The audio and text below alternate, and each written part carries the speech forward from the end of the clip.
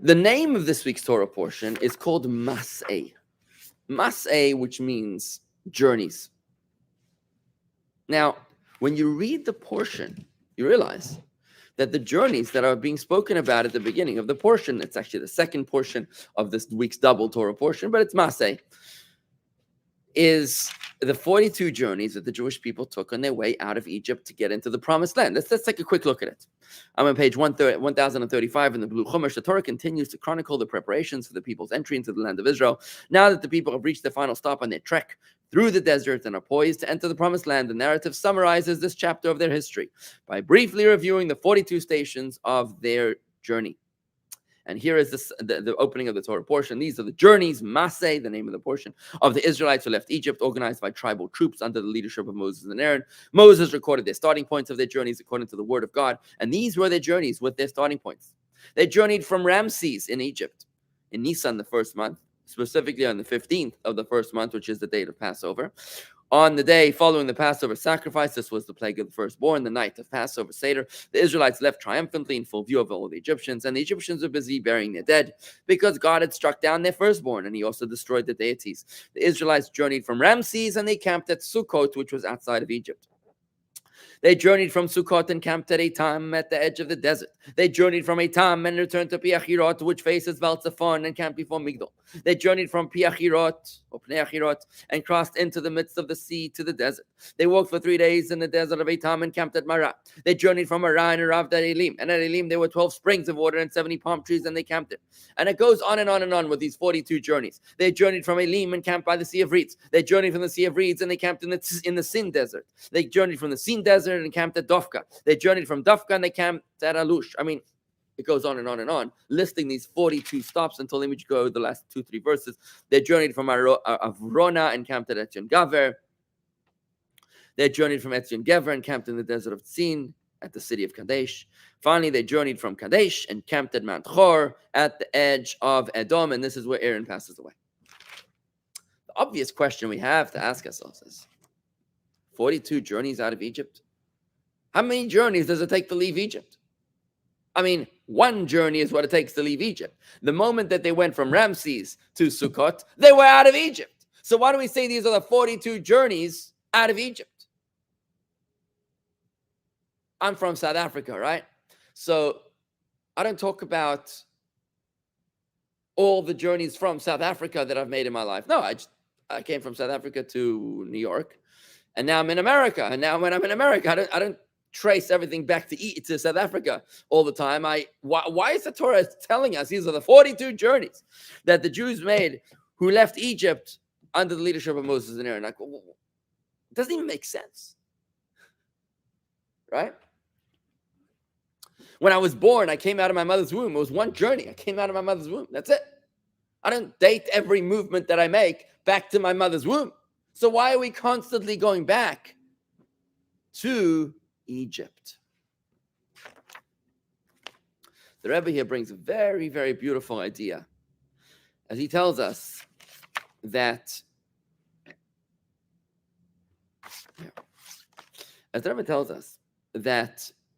Egypt is not just a geographic location. And this idea, what I'm about to share with you, is a fundamental concept in Hasidus, a fundamental concept in Jewish mysticism. The name of everything in Hebrew is directly associated with its essence, its core, its soul, its energy. The name Egypt in English means nothing. Egypt has no particular depth or meaning to it. It's by social consensus alone. But the word Mitzrayim in Hebrew, which is Mem, Tzadik, Resh, Yud, Mem, the name of Egypt in Hebrew, has a profound depth and implication to it. The word Mitzrayim means boundaries, limitations, challenges, obstacles, shackles. That's what the word Mitzrayim means. Egypt means stuck, limited, boxed up.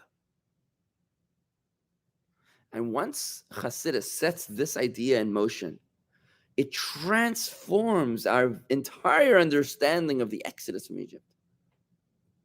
It infuses full color into our obsession with the Passover story.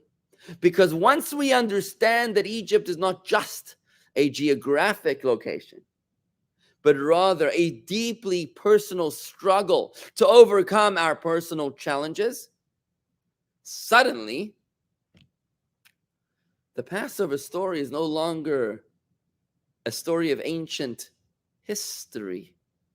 His story. It's now personal. It's my story. We celebrate Egypt every year, not because we're obsessed with revenge over the Egyptians, but because we're currently still struggling with our own limitations. Think about this for a moment. What are you struggling with right now? Spiritually, emotionally, financially, relationship-wise, intellectually. Have you told yourself that you're incapable of becoming a Torah scholar?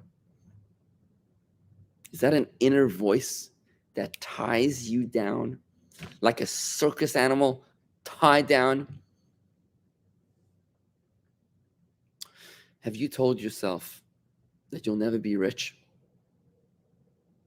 or happy or successful or in a wholesome marriage or in a meaningful relationship with your kids? Because if you have, then you're like an animal caged in a zoo where you're unable to break free because of these bonds that you've placed upon yourself. This is Egypt. Egypt is the courage to face ourselves, to stare our demons down, and to set ourselves free from them. This is not an easy process. Much of modern mankind struggles with addiction. And I don't only mean to substances like crack cocaine and heroin.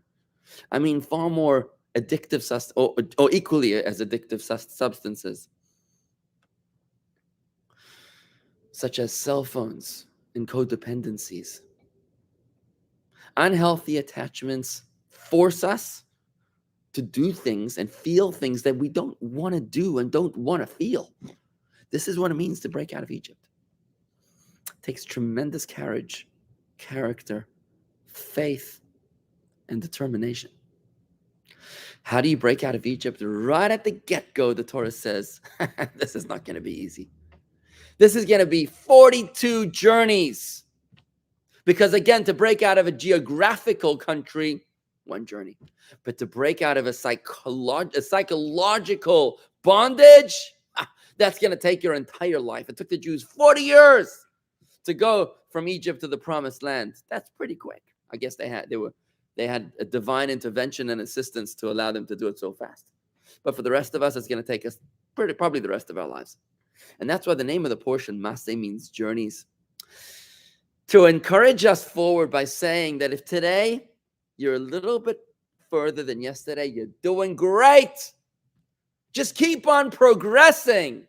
It's not about the destination, it's about the journey. You're probably never, ever going to be totally free from your codependency. In my research, I have yet to find a cure for codependency. Can a person truly be cured from addiction? You know, when you speak to addicts, they're terrified of having a single drop of alcohol. A smoke. One smoke is what they're afraid of. Because they're always vigilant of the fact that they could slip down the rabbit hole in just an instant. When it comes to our weaknesses, when it comes to our vulnerabilities, when it comes to our inner demons, our inner Egypt, it's a lifetime of work. And friends, don't feel bad, because this is what makes us human. God didn't put us into this dysfunctional world in order to be perfect. He just wanted us to make this dysfunctional world a little bit more functional. If God wanted us to be perfect, he would have created us perfect. But guess what? It's not your fault that you had those parents or those caregivers or those uncles and aunts that treated you the way that they shouldn't have. Or teachers or Hebrew school teachers. I was talking to a Jew recently. He's in his late 90s. And he tells me that he ran away from Orthodox Judaism because at the age of 11, a Hebrew school teacher mistreated him in his cheder, shouted at him for doing something childish. And he hasn't let go of that shout 90 years later, 80-something years later. It's not your fault if something bad happened to you. It's not your fault if you were abused, ignored, overlooked, mistreated, or grew up without proper role models, or grew up in a divorced home, or whatever. What God wants from us is to keep on moving forward. Keep progressing. Whether or not you reach the promised land is really not your concern. Look at the generation of the Jews that lived in the desert. They reached the threshold of the promised land, but they never actually made it in. But one thing was for sure, they left Egypt. And that's what the Torah is telling us. They left Egypt. They came to the doorstep of the promised land. They just didn't make it in. And you know what? That's our story, because who do you know that on his deathbed said, I cured myself of my addictions. I cured myself of my imperfections. Who do you know in the deathbed was perfect? I don't know anybody. And I've been by a lot of people's bedside when they were passing away. Massei inspires us to move forward. One foot in front of the other. The enemy of good is not bad, said the Kotzker Rebbe. The enemy of good is perfection. Because it's in the striving for perfection that we throw in the towel and we say, I give up. But it's bad that motivates us to do better. As long as we're not trying to be perfect, we can keep on moving forward. So let's throw perfect out the window. Let's do away with excellence. Excellence is not for us mortal human beings. God knows that we're mortal, imperfect, and deeply flawed, and that's how he wanted us, apparently. Why else would he have given us an evil inclination, which is so incredibly skilled in luring us away from the direction we're supposed to be moving? Massei teaches us that life is a journey. No matter, even if you find yourself in a very low place right now, like the Jews in Egypt were at the 49th gate of impurity. Guess what? 7 weeks later, they received the Torah because they were climbing. They kept on climbing. Don't define yourself by where you are right now. Don't define yourself by where you came from. This is something which I do not understand about the American general election. The way it works is, in order to run for a general election in America, you have to have a perfect and flawless history. Because if there's one word that you ever said in the history of your life that was not aligned with your current campaign platform, then you're no longer capable of, you're deemed to be a hypocrite, and you're no longer capable of being a man of your word. What I don't understand is, why can't you say, yeah, I was an anti-Semite in my 20s, but now I'm in my 60s and I've grown wiser and I regret that. I've evolved. I've changed. I've become a better person. Why? I've yet to hear a candidate. Normally they say, no, it never happened. Remember Brett Kavanaugh? Never happened. Don't know that person. And so what if it did happen? We are human. How about if it happened and now I've learned from my mistakes? I'm wiser. Ein chacham kebal nisayon, says the Torah. Sorry, not the Torah, a Hebrew idiom, which is there's no one as wise as the man of experience. Who do you want running as candidate for the general election? Do you want somebody that has no experience because they've never touched evil, they've never so much as taken a cookie without permission? Or do you want someone that maybe has fallen and understands the struggles of human imperfection and yet has turned out to be a mensch, right? Massei teaches us that don't define yourself by the mistakes of your past, because that's not who I am today. I've evolved to become a much, much better person. The Torah tells us an amazing thing, that when about teshuvah, somebody that has repented of his past mistakes, his past sins become mitzvahs. Isn't that amazing? The demons of your past become angels. I mean, just to put this into the proper context, what this means is that, think about somebody that, I'm just going to use a very striking example of infidelity. Let's say a spouse was in unfaithful. And then they worked through with therapy and with talking to their spouse and figuring it out. And, they worked it out. Now this unfaithful spouse has become overly faithful, right? What happens is that the infidelity is what caused them to become now a far more sensitive spouse.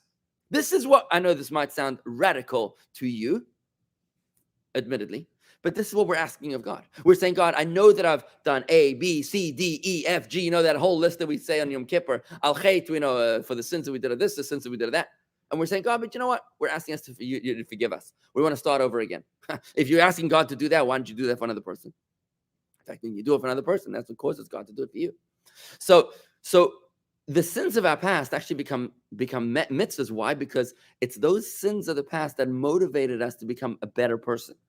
And if that's what happened, then just like a bow and arrow with a backward motion is what propels forward motion with greater momentum, so too, it's the sin, which was a spiritual drawback, becomes a powerful comeback to bring us forward.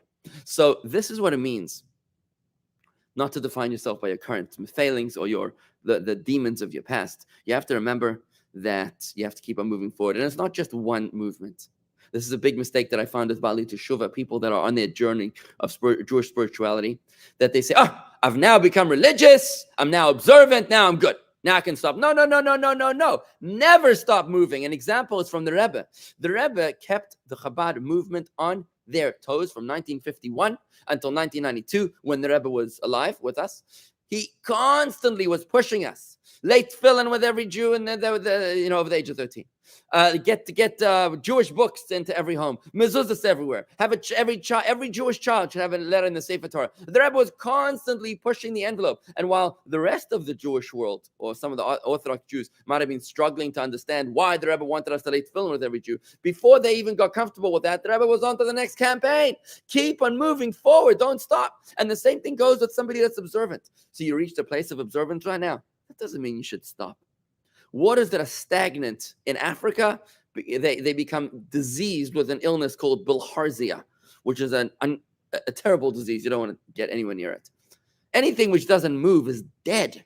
You've got to keep on moving. The ocean is in and out. The heart beats with rhythm. Our lives are conscious and asleep. You got to keep on moving, growing higher and higher, because if you don't, you're just going to die. And this is the lesson from our Torah portion. You got to keep on moving. Break your way out of Egypt. Identify who your Pharaoh is.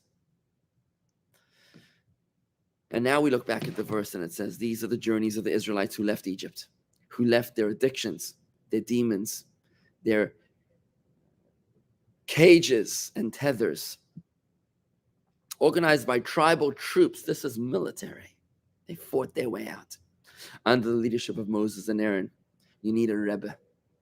You need a great rabbi and a Rebbe who's going to lead you out of Egypt and towards the promised land. I'm going to call it a day here. Thank you very much, everybody.